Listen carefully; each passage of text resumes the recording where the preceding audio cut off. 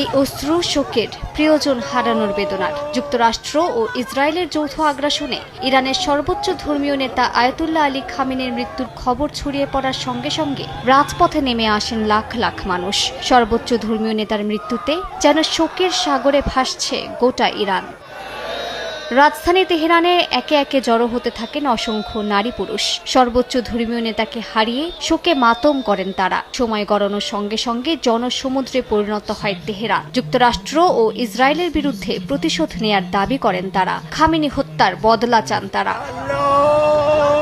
শুধু তেহরানই নয়, ইস্পাহান সহ ইরানের আরও বেশ কয়েকটি শহরে রাজপথে নেমে আসেন সাধারণ ইরানিরা। মার্কিন আগ্রাসনের বিরুদ্ধে তীব্র প্রতিরোধ গড়ে তোলার ডাক দেন তারা। সর্বোচ্চ নেতার মৃত্যুতে দেশ জুড়ে 40 দিনের রাষ্ট্রীয় শোক ঘোষণা করেছে ইরান। সেই সঙ্গে ঘোষণা করা হয়েছে 7 দিনের সাধারণ ছুটি। এদিকে ইরানে মার্কিন ও ইসরায়েলি আগ্রাসনের বিরুদ্ধে খোদ নিউ ইয়র্কে বিক্ষোভ হয়েছে। নিউ ইয়র্কে টাইমস স্কয়ারে জড়ো হয়ে বিক্ষোভ করেন শত শত মানুষ।